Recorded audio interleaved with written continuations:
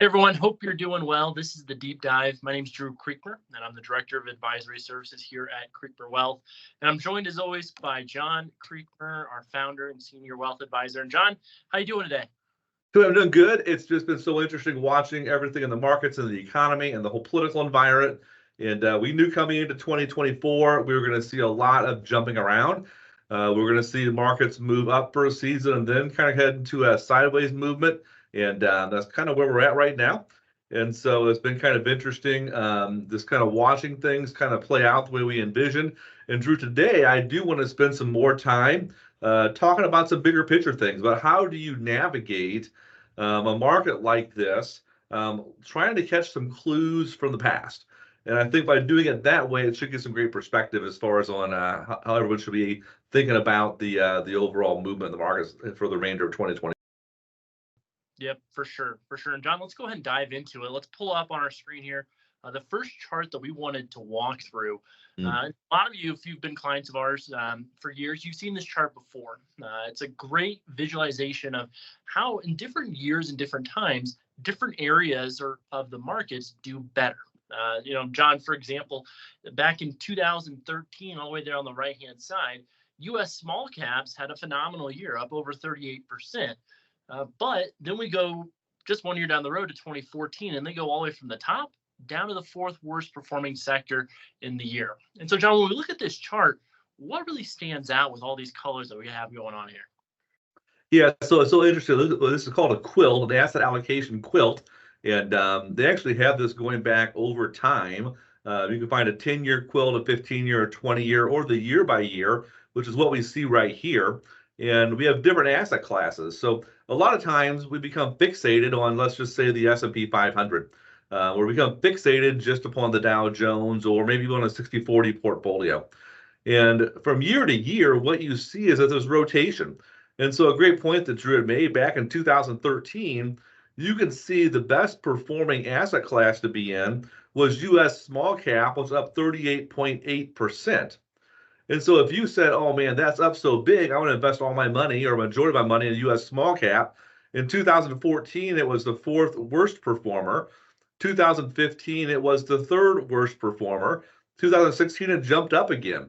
Or if you look at recent times, 2019, 2020, 2023, and so far in 2024, what you see is that in those years, the S&P 500 has outperformed. However, in 2021, it dropped down to the fourth best performer. In 2022, it was the worst performer, negative 29%. So what you need to recognize is the market is always moving.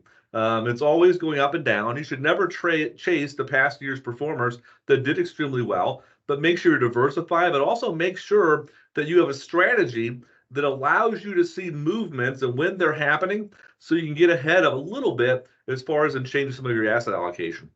Yeah, absolutely.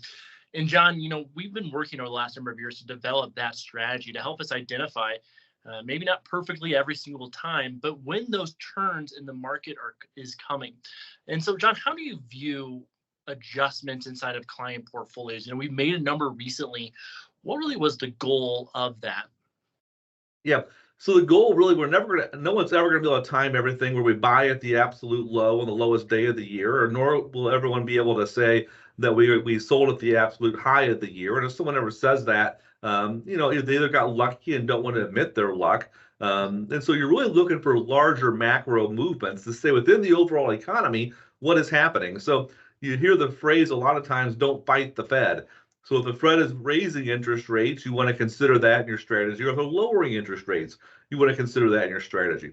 Well, what you're wanting to say is, let's look at that broad economic stroke and say, how does that impact the different asset classes? And then let's start to move our money a little bit at a time. So not all at once, but let's start to gradually start to move dollars within the asset classes that are gaining the highest level of momentum and out of the asset classes that have the biggest decrease in momentum. So what you've probably seen in portfolios, specifically in our ETF portfolio, that's kind of our core holding, is that we have rules that are set up that we never deviate from. And the rules are based upon past performance and past history that give us a guide or some insight into what's going to be happening.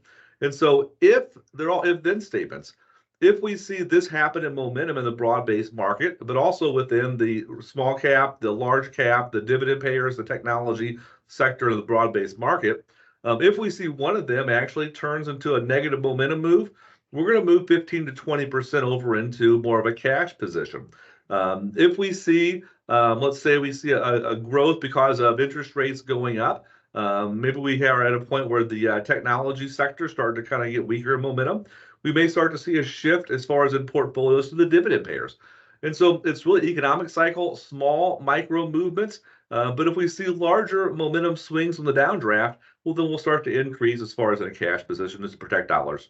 Yeah, absolutely. So what you didn't hear John say, though, was we're going to sell everything and go to cash. And John, the biggest reason for that is actually this chart that we have up here that's speaking to the long-term power of markets.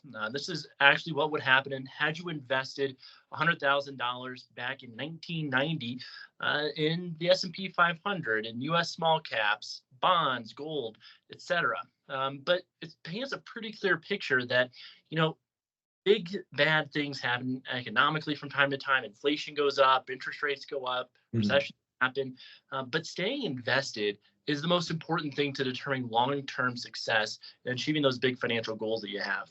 And that's why in our passive equity core, like John mentioned, we're buying and holding the S&P 500, the Dow Jones. And all we're really doing is making slight adjustments here and there when we're seeing major risk coming down the road. And so, John, is anything else really stand out to you about this chart and overall the conversation in general that we're having here? Yeah, I think that you really want to make sure that you match your investment strategy, your risk, up with your goal objectives. And so whenever you kind of look at this, you see the best performer over the last 25 years, the S&P 500, United States broad-based equity positions, was up 10.44% per year over a 25-year period. U.S. small company stocks have a little more volatility. However, they only average 9.21%, but you go to long-term bonds, a little more safety play, is up 5.77. Gold is up 5.13%. It had a little bit higher rate of return over the last couple of years, and that's really tied to inflation. The long-term track record of gold really matches inflation, almost spot for spot. And so we see that rate of return decreasing a little bit as inflation continues to actually come down a little bit. Short-term bonds, lower level of risk of 3.95, and then you see U.S. inflation at 2.66 over that period of time. And so you want to say, well, maybe I want to have the best chance for growth. I'll put 100% in the S&P 500. But if you need to access that money in the next 12 months, well, then that would not be a prudent decision. So always make sure that you have an eye for long term. However, you want to make sure that you match your dollars and you're at your risk level up when you're going to need to actually touch the dollars. Yeah, absolutely, John. I think that's spot on. And, let's continue this trend here and talk a little bit about time in the market versus timing the market. I know a lot of folks, and John, you've already spoken to this a little bit, whenever things happen and the headline's really scary and seems like there's a lot of risk for potential loss, a lot of folks are trying to hop in and out of the market. And I think these charts illustrate very nicely the impact if you miss the best days in the market. And typically, the best days happen right around the worst days. And John, why is that? Can you talk a little about the market dynamics of big gaps down followed by gaps up inside of the market? Yeah, so I think that a couple things to kind of think about here, a little difference in numbers. The previous chart that we had talked about, just previously, we saw the annualized rate of return was 10.44% over the last 25 years. And then when you're looking at this chart here, you're seeing that the last 25 years that we see a rate of return of 7.78%. And so make sure you always pay attention to details and words. And so this number here is actually the daily rate of return. They take all the daily rate of return for the last 25 years and you add them all up and you come up with 7.78%. Whereas the other calculation was a start point to end point. And so and we need to do it this way in order to go and say, if you miss the 10 best days, then what actually happened? Or if you miss the best 25 days or the best 45 days, then what happened? So we simply remove the best 10 days out of the calculation, and then you're able to see how it plays out. So that's why the numbers are different whenever you look screen to screen. I know a lot of you are very astute, and you would have picked up on that, so I wanted to mention that. And so typically, Drew used the word gap up or gap down. whenever you see volatility happen in the marketplace, let's say you had a big down day one day, well, then the next day or within the next couple of days, you see a large spring back. And it's kind of like, well, think about a rubber band. If you have a rubber band and you pull it all the way down as far as it can go, and then you let go of it, well, it's going to shoot up with great force. Whenever we see the market move in a similar fashion, it moves up in a very elongated fashion, or it moves down in an elongated fashion, then we simply have a reaction in the short term that causes the market to jump the other way or fall the other way in a corresponding move. And so think about physics: for every action, equal and opposite reaction. Well, now that's a short-term movement. The long-term macro movement is defined by what's happened in the economy. And so it's really important to recognize long-term you're going to be invested in the market. Now, you might shift your asset classes, but still being invested in the market. And Drew, kind of walk through the numbers. If you missed the best 10 days, the rate of return really starts decreasing down, doesn't it? Very, very quickly. So you've missed the best 10 days over a 25-year period of time. I mean, that's pretty alarming that only 10 days can have this big of an impact.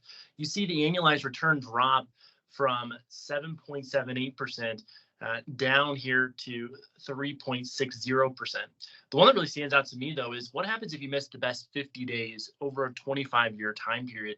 And you're going to see that the return's actually negative. We go from, if you stay fully invested, a return of 7.78%. If you miss those 50 best days, though, you're going to have a negative return of negative 2.45%.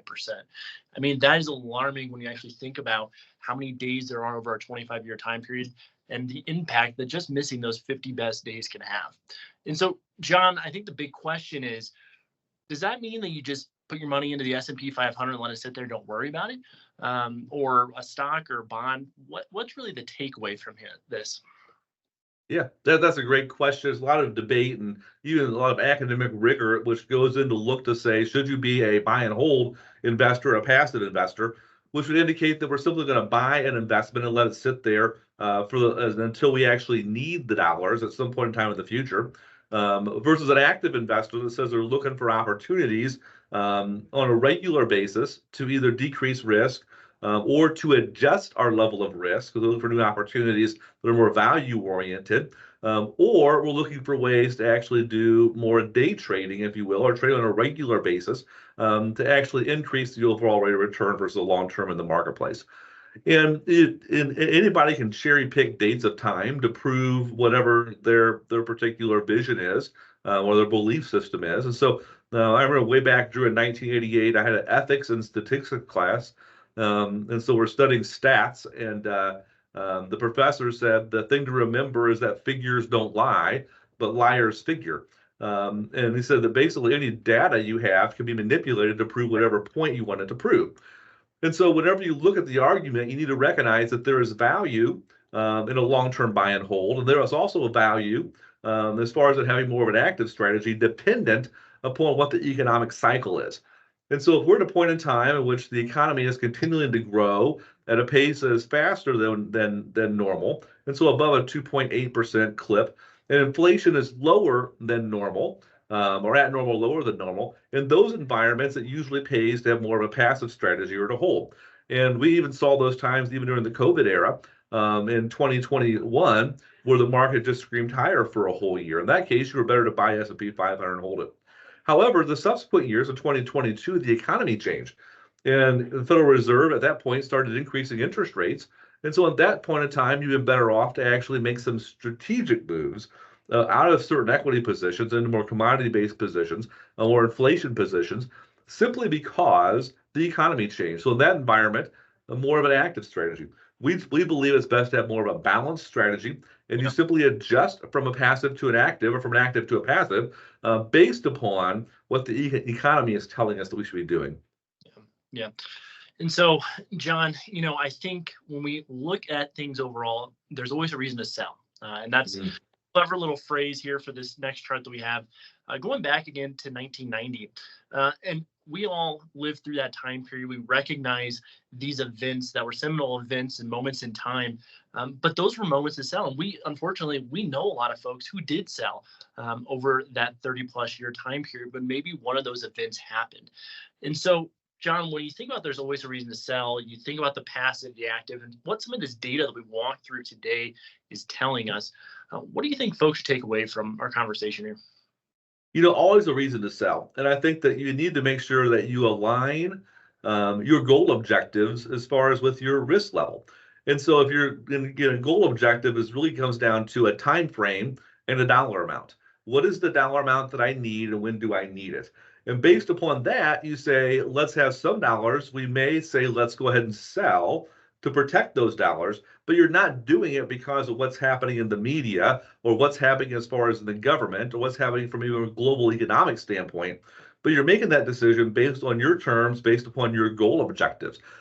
Do not become reactionary. I've seen too many people lose too much money and walk away from opportunity simply because they saw something happening in the environment, whether it be political, whether it be a candidate that's winning or losing, whether it be a something happening big picture. And so they say there's a reason to sell. They step away from their long-term goal objectives, and they end up hurting themselves long-term. They sell after the market's already dropped down. And so then they move out and they end up costing themselves real dollars and take a huge loss.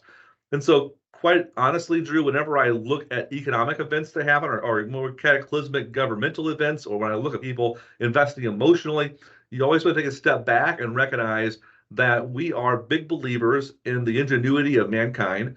We are big believers as far as in a growth-oriented mindset. We're big believers in being long-term investors.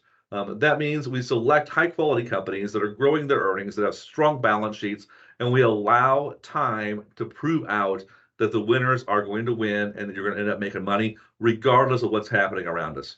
Yep, absolutely. Absolutely. So, guys, we just wanted to walk through some data to provide some context for where we are at this moment in time. Me and John are recording this here at the end of April. So it's going to come out here in about a week or so. And over the last couple of weeks, we've actually seen some volatility return to the markets after really a strong 18 months or so. And so we wanted to walk through some context just for you guys to keep in mind what your goals are. Keep that front and center in everything that you're doing. And if you're having concerns about the volatility in the economy or in the markets, have a conversation with your advisor. Our investment management team has been really proactive in the months of February and March in doing a good job in protecting a lot of those gains that have been made. But I would encourage you, reach out to that advisor and have a conversation, check on where your risk tolerance is and if that is the right amount of risk for those big goals that you have. So, guys, thanks for the time, and we'll talk to you all soon.